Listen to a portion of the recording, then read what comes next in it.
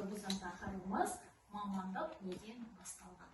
Мамандық дегеніміз не? Бірінші соған тоқтала кетейік.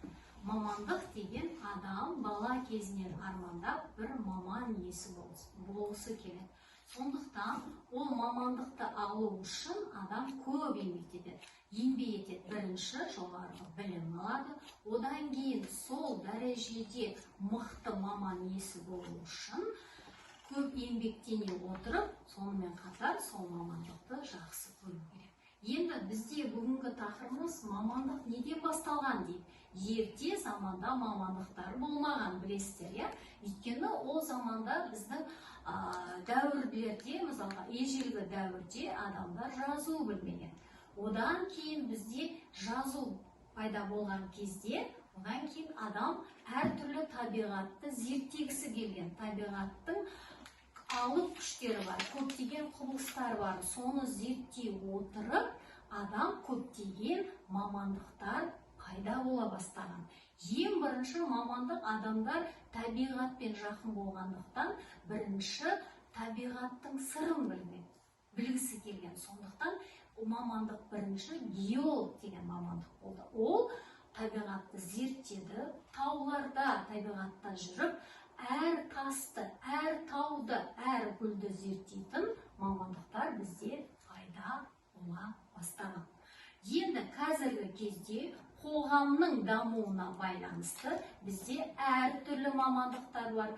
Сарапшылардың айтуынша қазіргі кезде бізде қандай заман? Технология заманы, білесіздер, қазір біз бәріміз немен жұмыс жасаймыз, балалар? Ғаламтормен жұмыс жасаймыз, Ал ғаламтормен жұмыс жасау үшін біз бірінші нені білуіміз керек? Компьютермен жұмыс жасаймыз, Компьютермен жұмыс жасай отырып, біз болашақтағы бүкіл бағдарлама, әйтпесе жаңалықтардың бәрін компьютер арқылы ғаламторға кіріп, біз көптеген жаңалықты білеміз. Сондықтан бірінші қазір технология заманында ең бірінші мамандық иелері бағдарламашылар. Бағдарламашы деген компьютермен жұмыс жасайды, ғаламторда жұмыс жасайды, сонымен қатар әлемде не болып жатқанын біздің компьютер мамандары жұмыс жасай отырып, оқушыларға басқа да маман иелеріне жеткізіп отырады екен. Сабақтың мақсаты, балалар, мақсатымыз біздің оқушылар мәтінді оқып, түсінеді, тақырыбы мен негізгі ойды анықтайды. Балалар, ал енді қарай сабағымызды жалғастырамыз. Бағалау критерийлері. Бірінші, тақырып бойынша берілген мәтіндерді сызба, кесте түрінде жинақтайды. Екінші, тақырыпқа сәйкес суреттер бойынша сөйлем құрастырады. Үшінші, өз ойыңды дәлелдеп жеткізесің. Ал енді суретке қараймыз. Енді қараңыздар, оқушылар, мұқият қараймыз. Бірінші суреттен не қандай мамандық иесін көріп тұрмыз? Дәрігер. Қолымызды көтеріп жатыр. Ал Арнұр айта. Бірінші суретте біз қараймыз, дәрігер баланы қарап жатыр. Ал екінші суреттен не көріп тұрмыз, Ершат? Бұл мұғалім мамандығы. Мұғалім мамандығы. Өте жақсы. Ал үшінші суретте, Ильяр? Бұл аспазшы мамандығы. Аспазшы мамандығы екен. Ал енді төртінші, Нұрислам? Сурет салып жатыр, сурет екен. Ал суретке қарап ойлан, қандай мамандықтар көрсетілген? Әр мамандықтың қандай ерекшелігі бар екен? Ал Арнұр, орнымыздан тұрамыз. Дәрігердің мамандығы туралы не білеміз? Соны айтып беріңізші. Ол адамдарды құтқарады, ол адамдарға қарап жатыр, лекарство жоқ, дәрі береді, и адамдарды құтқарады. Емдейді, өте жақсы. Ал Ершат, екінші суретке қарап, мамандықтың қандай ерекшелігі бар екен айтып беріңізші. Мұғалім ол оқушыларды үйретіп, санауға, оқуға, жазуға. білім береді, иә? Өте жақсы отырмыз. Ал Илья, тұрамыз, жауап береміз. Қандай мамандық? Аспазшы мамандығы. Иә, аспазшы мамандығының қандай ерекшелігі бар екен? Аспазшы мамандығы адамдарды тойдырады. Тамақ жасайды. Тамақ жасап, әртүрлі дәмді тамақтар жасап береді. Өте жақсы. Ал енді Нұрислам айта ғой.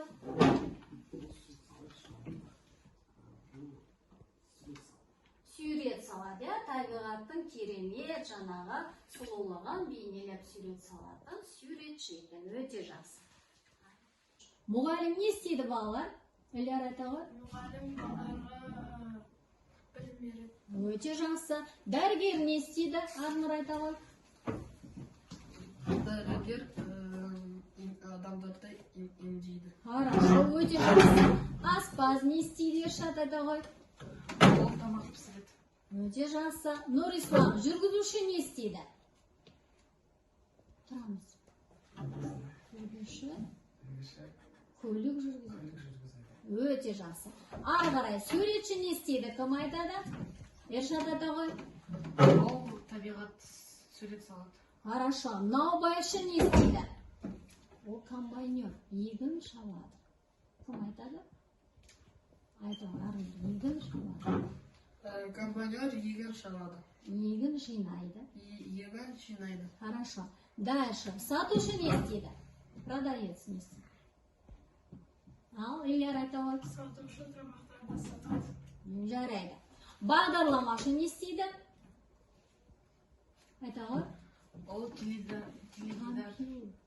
компьютермен істейді. Жұмыс істейді. Өте жақсы. Өрт сөндіргіш не істейді? Өрт сөндіргіш. Пожарный. Не істейді? Ильяр? Өрт сөндіргіш үйді құтқарады және адамдарды құтқарады. Өртті сөндіреді. Жақсы. Ғалым не істейді? Ученый. Не істейді? Ғылыми жұмыстар. Ғалым жұмыстермен айналысады. Хорошо, өте жақсы. Ал енді ары қарай өзіңді тексер дейді. Ал өзімізді тексерейік. Өзіңді тексер. Мұғалім бала оқытады. Дұрыс па? Дәрігер адамдарды емдейді. Дұрыс. Аспаз тамақ пісіреді. Дұрыс. Жүргізуші көлік жүргізеді. Суретші сурет салады. Наубайшы нан пісіреді. Ары қарай сатушы сатады. Бағдарламашы компьютер бағдарламасын құрастырады. Өрт сөндіргіш өртті сөндіреді. Ғалым зерттейді. Ал өзімізді тексердік, иә? Есімізде сақтаймыз, қандай мамандықтар бар екен және маман иелері қандай жұмыс атқаратынын біліп алдық. Есімізде сақтадық па? Өте жақсы. Ары қарай. Енді берілген суреттер бойынша әңгіме құрастыр. Мұқият қараймыз. Керекті сөздер астында тұр. Автобустар қалалық, қала аралық болады. Жұмыс сағаты 6-да басталады.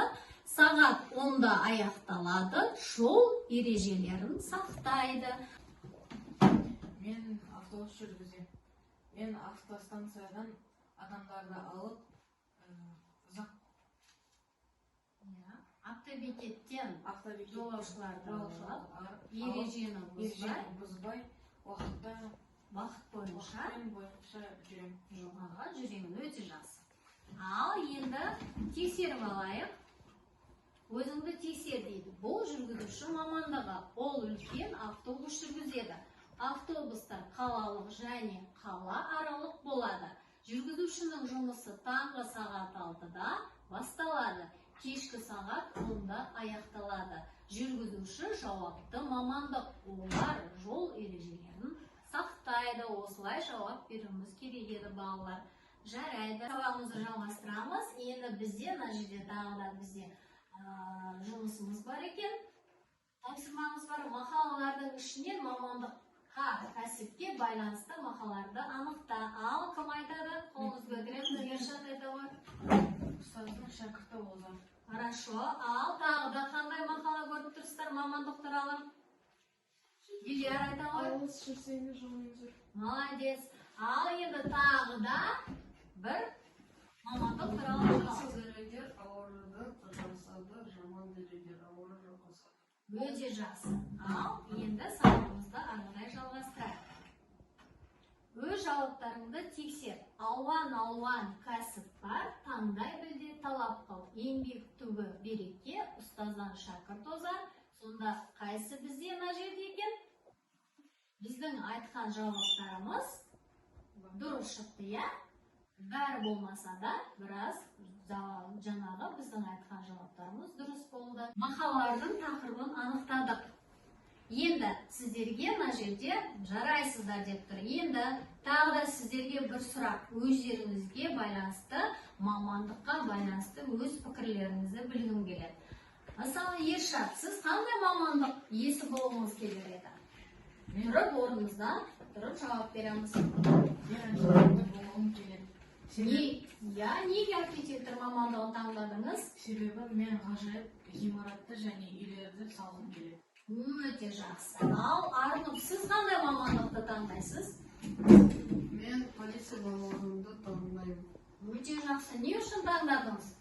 Мен адамдар құтқарам и елдерді меншікпен қорғаймын. Елдерді қорғаймын, қылмыспен күресемін. Өте жақсы. Ал Лилия, сіз қандай мамандық иесі болғыңыз келеді? Мен доктор мамандығын таңдағым келеді. Дәрігер деңіз, дәрігер. Дәрігер мамандығын таңдағым келеді. Себебі дәрігер мамандығы адамдар құтқарады. Емдейді, иә? Ал енді Нұрислам, сіз қандай маман иесі болғыңыз келеді? Мен заңгер болғым келеді. Заңгер, иә? Неге ол мамандық таңдадыңыз? Заңмен жұмыс жасайсыз, иә? Адамдарды заңмен қорғап, адамдардың құқығын қорғайсыз. Өте жақсы, отырыңыздар. Ал енді балалар бүгінгі сабақ. Сабақта мамандық. Иә? Сабақта мамандықтар туралы Мәлімет алдық, иә? Қайталадық. Енді әр мамандықтың екінші. Не істедік? Әр мамандықтың ерекшелігіне тоқталдық. Үшінші суреттер бойынша әңгіме құрастырдық. Бүгінгі тақырыпты түсінді деп ойлаймын. Бүгінгі біздің тақырыбымыз мамандық. Мамандық неден басталды? Қандай мамандықтар бар? Және өздеріңіз қандай мамандықты таңдадыңыздар, айттыңыздар, өте жақсы. Енді қосымша тапсырма үйге. Менің сүйікті мамандығым туралы шағын мәтін айтуға дайындалыңыздар. Түсінікті ғой тапсырмаңыз, иә? Балалар, енді сіздердің сұрақтарыңыз бар ма? Бәрін түсіндік па? Онда сабағымыз осымен аяқталды. Сау болыңыздар. Сау болыңыз.